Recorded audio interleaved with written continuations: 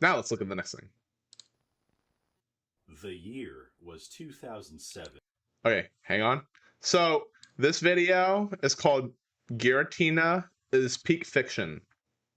I have no context for this video, but it's been sitting on my watch later list for a million years now.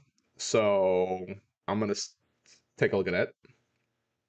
Uh, just to preface, my first real full playthrough of a Pokemon game, of a main series Pokemon game, was actually Pokemon Platinum.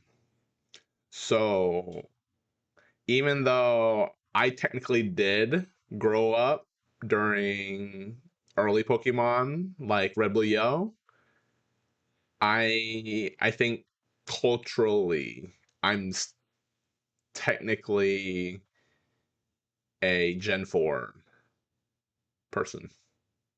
So anyway, let's go ahead and see what this whole thing is about.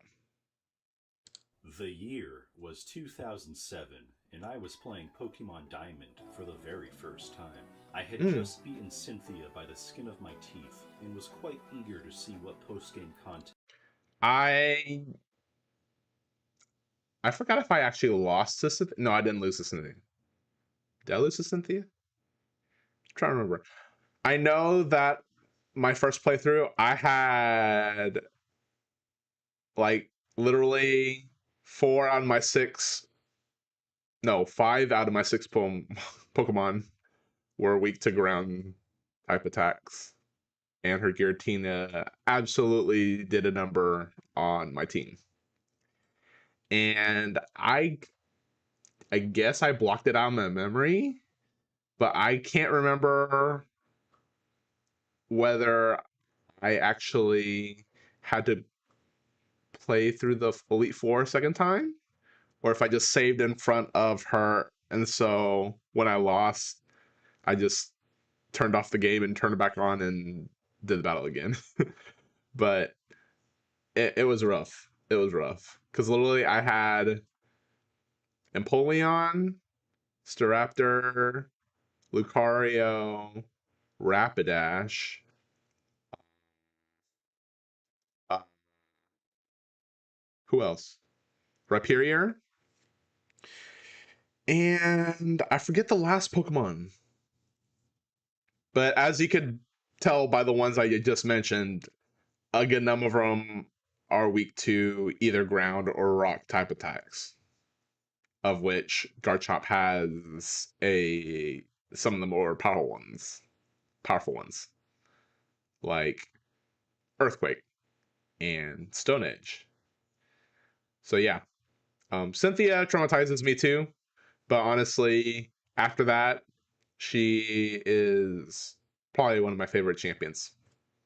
Although I think she's the favorite of a lot of people for reasons. Anyway. That awaited me. My prize in this regard was an excruciating roadblock, the task of retracing my steps to register every Pokemon in the regional dex. Ooh. I was making my way down Route 214 when a rather strange development caught my attention. Where previously there was a rather noticeable dent in the tree line, now there was an entire pathway. Why does this feel like it's gonna be a creepypasta? I don't like this. Made my way through this curiosity, going further and further, only to realize that I had left my indentured vibrator. Oh, okay. I just put it together. He's playing Diamond. Okay, so I need to shift my mindset because, like I said, I played Platinum. So I didn't experience Diamond or Pearl, which means that this is about him encountering Giratina in Diamond and Pearl, or I guess Diamond specifically here. Whereas if you played Platinum, Giratina was the box legendary and was your main legendary encounter. So that's okay. So I guess that's what he's gonna be talking about is his encounter with Giratina prior to Giratina being the main focus of the game. Okay, all right, I'll leave it at that. But when I returned, and scaled this rocky obstacle, what I found disturbed me. A cavern unlike any other. Eldritch inscriptions greeted me, tempting me to explore this foul dungeon. For what seemed like an eternity, I ran and ran, This does not feel like a knowing if I was creepypasta, making though. genuine progress or if I were in a loop. Eventually, I saw it. A primordial and frankly being in the center of a musty room. This was Giratina, and I was captivated. I love how they do The ensuing Giratina with no onslaught was a context. slog like no other. But eventually, I managed to subdue this beast. Catching my breath after such a titanic that was battle, I could finally anticlimactic. bask in the astounding Okay. Well, he just got it. I thought he was gonna get into it a bit more. Oh. presence of my latest capture. Look, I'm gonna level with you. Giratina is awesome. Allow me to elaborate in a 100% impartial and factual manner. Design-wise, no, he you won't. have the whole 666 motif going on, Ooh. but conceptually speaking, the idea of combining a ghost and a dragon is simply immaculate. This type combination has, as of the making of this video, only been seen one other time in the history of Pokemon, and well, let's just say that the Dreepy line can't hold a to this majesty. The Chad Giratina. Seeing Giratina do that for the first time. Oh, Shadow Force. In a generation that drastically improved the animations of every pre-existing move, whilst adding exceptional moves in its own right, Shadow Force in particular stands out. With the exception of Roar of Time, this was the coolest move in the game. Up to this point, I should say. Yet this Shadow Force goes really hard, though. That's a crazy attack. And honestly, I love how they did the animations later on, where you actually see Giratina disappear into a portal to the Distortion World, and then reappear and attack the other Pokemon. It's crazy. I love it. Was all a sample size of what was epic design, dope signature move. Yep, perfect. To come, because 2 years later, oh, okay.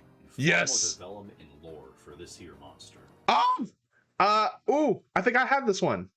Oh, I don't know where it went. I had the Giratina Pokemon doll, I think. Did I? I had a good amount of them. I don't know, they're somewhere. Seeing this for the first time and hearing oh. this. Oh, man. Set the mood for ooh, this brings me back. Oh my gosh. This was my first experience with a full playthrough of a main series game. Oh, it just, ooh. And you know what? The other soundtrack that really brings me nostalgia is Jubilife City. Jubilife City, oh my goodness. It brings me back to when I first got my DS and I first got Platinum and I started playing it. And I was in Jubilife City. By that point, I think my family was traveling somewhere. And so I remember playing it in the car. And I was sitting in the back seat, and oh, it just brings me back to my childhood. It's crazy. For this new adventure. Of course, with this being the third installment in the same region, the changes start rather marginally before derailing entirely by the final act. Oh, yeah. I'm ashamed to admit it. This made me jump the first time I saw it. Oh, same. Oh my gosh. That's a crazy jump scare. Oh my goodness. You know what's even crazier though? The event with our See, here's the thing. I say Arceus, but I found myself correcting to Arceus. But however you say it, I usually try to say Arceus because that's how they named it at the beginning. So I want to keep it that way. But honestly, when I converse with other people about Arceus, they will tend to call him Arceus, which is the technically correct name. And so a lot of times I have to adjust the way I say it so that people know what I'm saying. So I may flip back and forth between Arceus and Arceus and how I refer to that Pokemon. But anyway, The event with Celebi. No, not Celebi. No, it was no. Sorry, I'm thinking the wrong event. In Heart Gold Soul Silver with Arceus, you go to the Sinjo ruins and you can get one of the creation trio, which is Dagapalka Giratina. And it goes through this whole like PowerPoint slideshow of real life pictures of like the universe and places and stuff, and it's freaky. Oh my gosh. I played that at like in the middle of the night when I was in like I think I was high school by then, but it was just the craziest thing. Okay. We absolutely had to enter the very pit that this came out of. It didn't exactly inspire confidence, to say the least. With that being said, the distortion world itself was rather trippy. The laws of physics weren't concrete, and just the distortion world was amazing. Oh my gosh. See, we don't think anything about this because everything's 3D animated now, but this was absolutely revolutionary for what you could do with Nintendo DS graphics. Of course, like we're talking about like in Pokemon. So this is the closest to a 3D Pokemon game you can get. But of course, it progresses later on. But like, the overall navigation of the place was a sight to behold. This puzzle was quite the riddle for childhood me, though, not gonna lie. But at the tail end of all of this, we got a cold interaction between Cynthia and Cyrus, and got to Mom and Dad, please stop fighting for the last time. Following his attempt at gaslighting, we came face to face with Giratina's new form in a stunning. Oh, wait. What does it say? New form in a stunning display, and well. Go huggo. The beginning part almost looks like Gaga Gigo from Yu-Gi-Oh! The name of the monster. Gaga Gigo. Or Gigobite, whichever one. Oh, the music! Oh, that's me.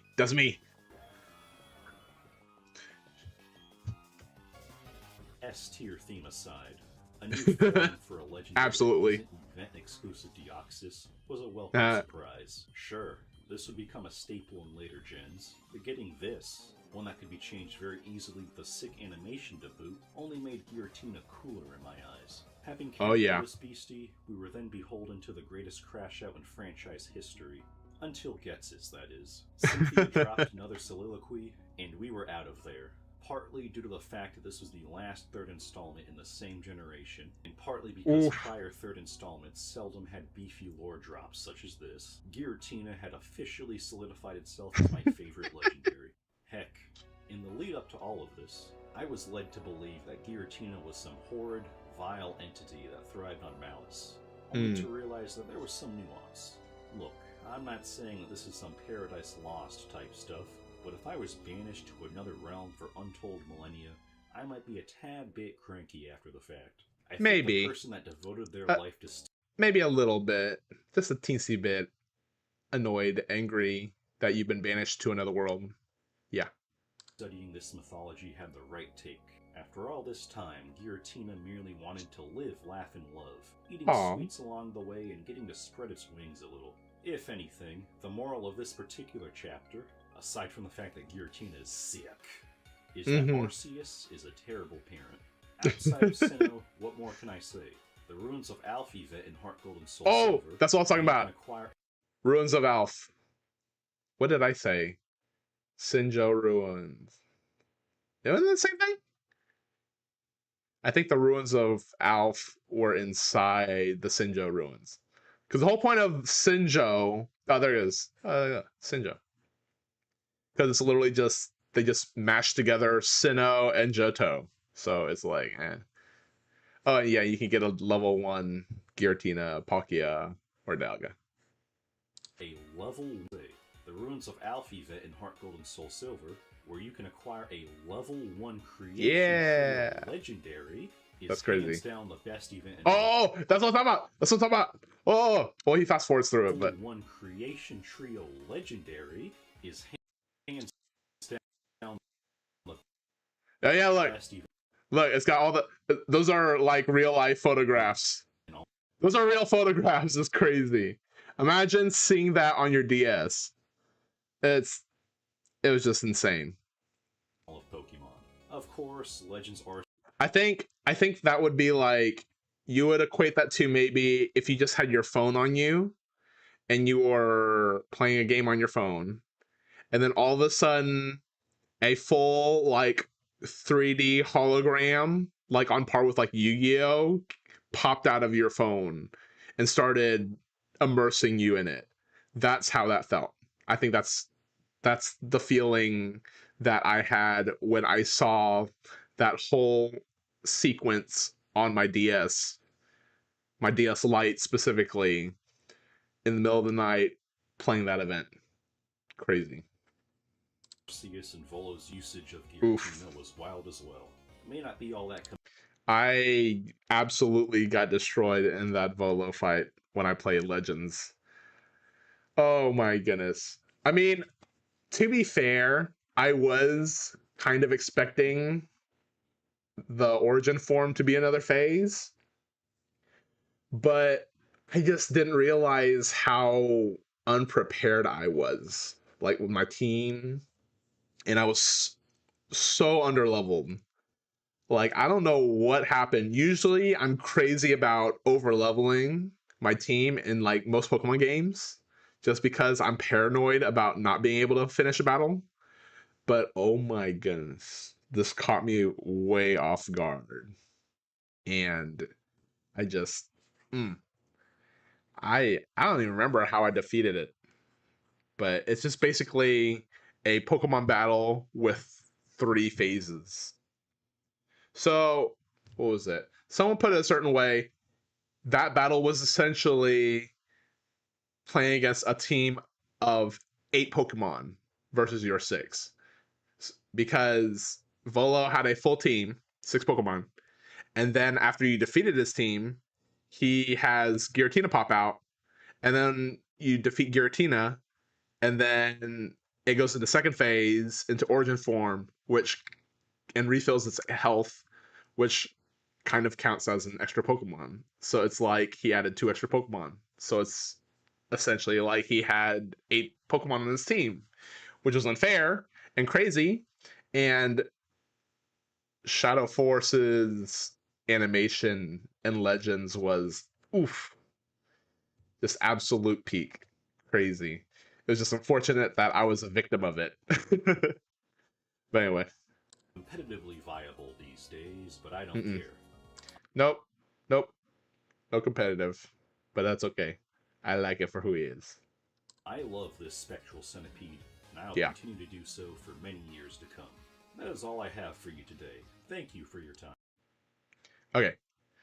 So, oh my goodness, that really brought back. That brought me back. Oh, okay. Woof, man. Okay. Well, anyway, that's yeah. So that really brought me back to my memories of it. But in spite of what your opinion is of Pokemon now, and lots of people have expressed their opinions, a lot of them negative about Pokemon and Nintendo and whatever and all that mess. But in spite of all that, just the history of it still has a special place in my heart personally. I just hope that at some point maybe they'll realize that they need to make the consumer happy again. But hey, it is what it is right now. Ultimately, they're still a business. Ultimately, they're just trying to make money. So it's unfortunate, but we still have good memories. And I still technically have a working DS, and I still have all my old games. So I can play whenever I want, really. But yeah. Anyway. Whew, man. Okay. Well, that was absolute peak fiction. I cannot raise my hands like the meme, but just imagine I'm raising my hands. Anyway.